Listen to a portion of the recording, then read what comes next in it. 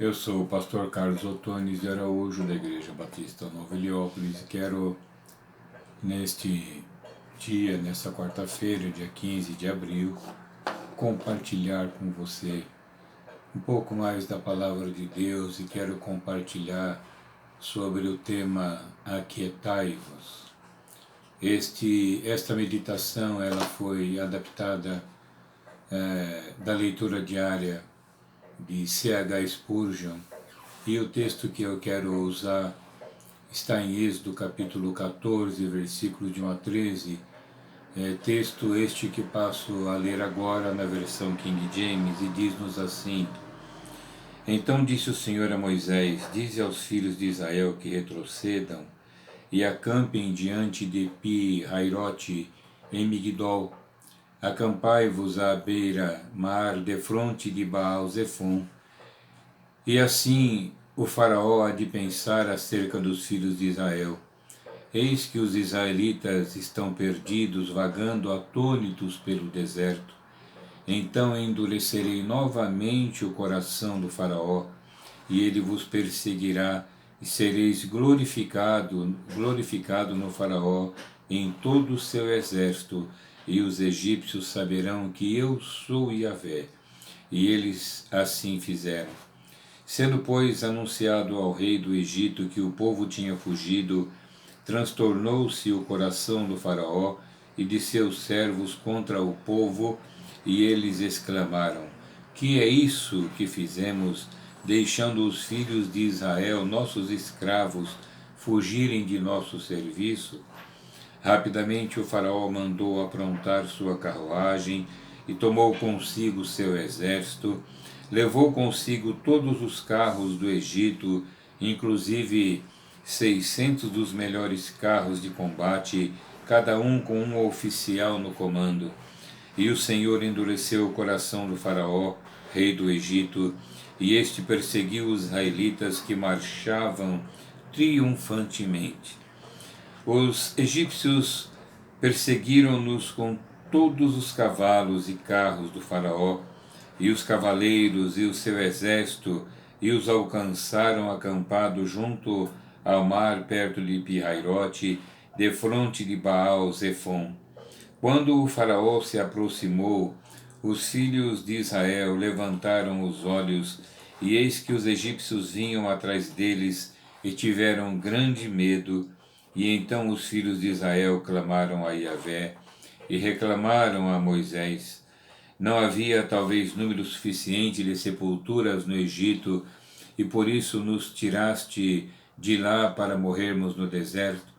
Por que nos tratastes assim, como fazendo-nos sair do Egito?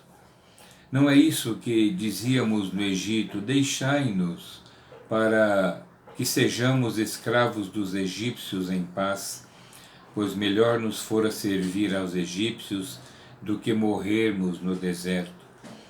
Então Moisés encorajou seu povo, dizendo: Não temais, permanecei firmes, e vereis o que Yahvé fará hoje mesmo para vos salvar de todos, porque os egípcios que vedes neste momento, nunca mais os tornareis a ver. E Yahvé combaterá por vós. Quanto a vós, acalmai-vos e ficai calados. Eu destaco esta fala de Moisés aqui no verso 13, quando ele disse: Não temais, permaneceis firmes e vereis o que Yahvé fará hoje mesmo.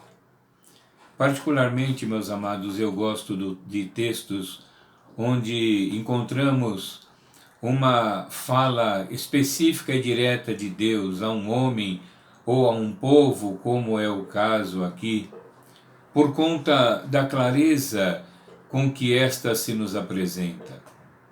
Notem que o povo havia acabado de sair do Egito, ser liberto de uma escravidão, e estava livre para viverem uma vida de acordo com os propósitos de Deus, tomarem a terra ou apossarem-se da terra que Deus havia preparado, mas algo inesperado acontece. Algo que eles não estavam aguardando acontece.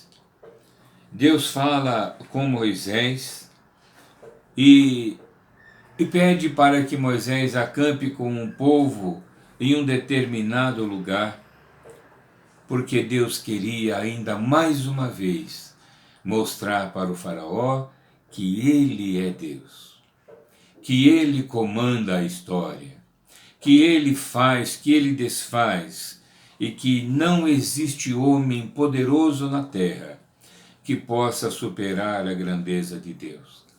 E Moisés já havia instruído o povo, havia falado com o povo conhecia as orientações que Moisés lhes dava, as quais recebia de Deus. Mas notem que de repente eles se viram diante daquele aperto, e o verso 10 diz que quando o faraó se aproxima com os seus carros, com os seus cavaleiros, cada carro com um comandante, mais de 600 carros com comandante.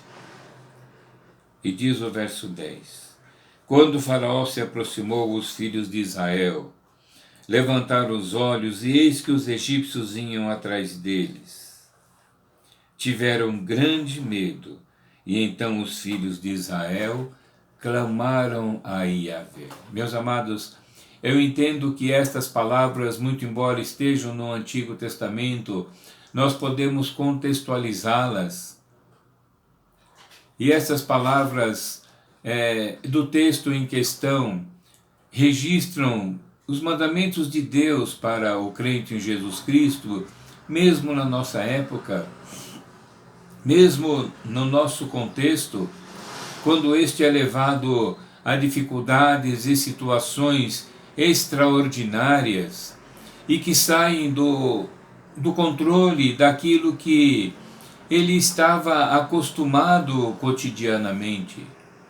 Ele não pode voltar, não pode ir adiante, está cercado por todos os lados. O que fazer agora, quando estamos diante de uma situação ou situações semelhantes a essa? E a mensagem de Deus para esse crente é: aquietai-vos. Notem bem, aquietai-vos. Foi o que Moisés disse ao povo. Será de grande proveito para a sua vida, meu irmão, se nessas ocasiões ouvir tão somente a voz do Senhor, visto que surgem outras vozes, outros maus conselhos com suas proposições. Por exemplo, o desespero vem e sussurra ao seu ouvido: deite-se e morra, desista de tudo.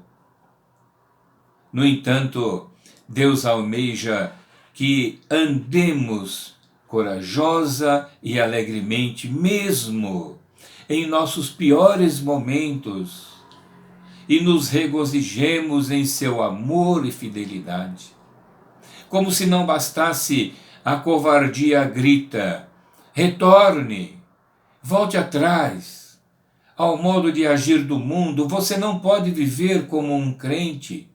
É muito difícil, abandone seus princípios. Meu irmão, não importa o quanto Satanás tente incitá-lo a seguir esse modo de vida, você não pode segui-lo. Se é um verdadeiro filho de Deus, sua ordem divina lhe tem dito para ir de força em força, como diz o Salmo 84, verso 7, e assim você irá.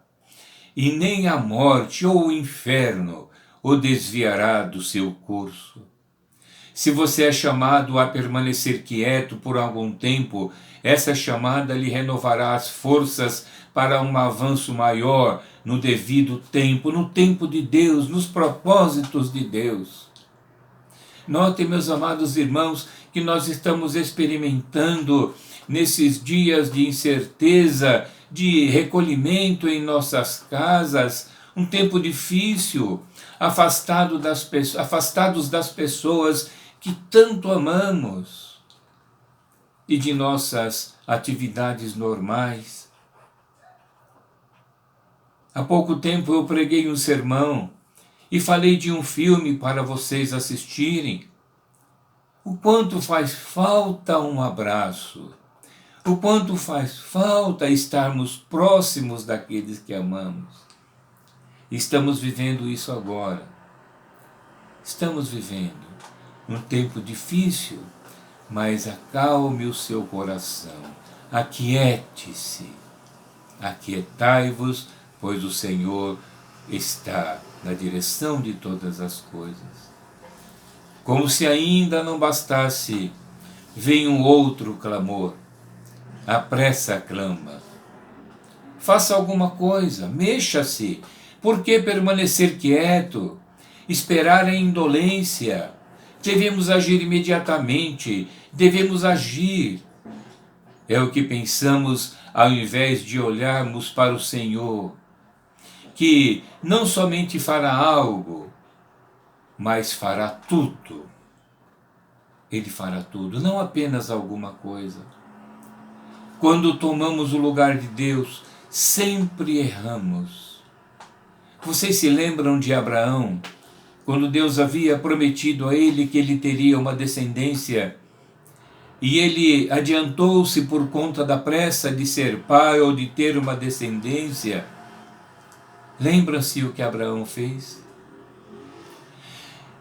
Quando coloca, usando um termo popular, o carro adiante dos bois? Irmãos, a pressa é um outro clamor perigoso e que muitas vezes nos deixamos enredar por ela. Aí vem a presunção.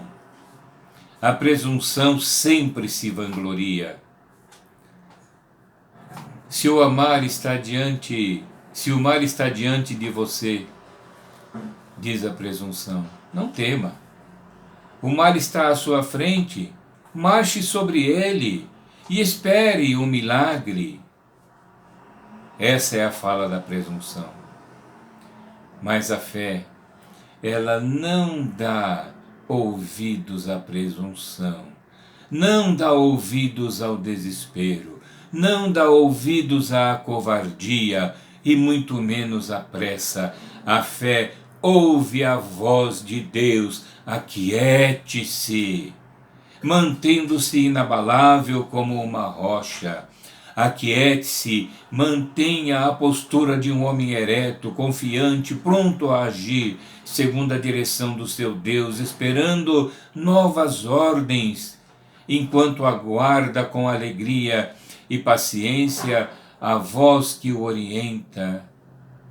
Em breve, meu amado Deus lhe dirá tão claramente, como Moisés falou ao povo: marchem, marchem. Em Êxodo capítulo 14, verso 15. Então o Senhor indagou a Moisés: por que clamas por mim? Dize aos filhos de Israel que marchem avante. Brevemente você ouvirá essa voz muito clara do Senhor, para que marche. E eu quero ler com você ainda até o verso 21, e olha o que o texto do Senhor diz, a partir do 16, o 15 eu já li. Tu levanta o teu cajado e estendes a mão sobre o mar, e divide-o para que os filhos de Israel atravessem o mar, caminhando sobre o chão seco. Eu, no entanto, ainda endurecerei o coração dos egípcios para que vos sigam, e sereis glorificado por intermédio do faraó e de todo o seu exército em seus carros e cavaleiros, e os egípcios saberão que eu sou Yahvé quando for glorificado no faraó, em seus carros de guerra e em seus cavaleiros. Então, 19, o anjo do Senhor, o anjo de Deus, que ia adiante do exército de Israel, retirou-se e passou para trás deles. Também a coluna de nuvem retirou-se diante deles e se pôs atrás, ficando entre o acampamento dos egípcios e o acampamento de Israel.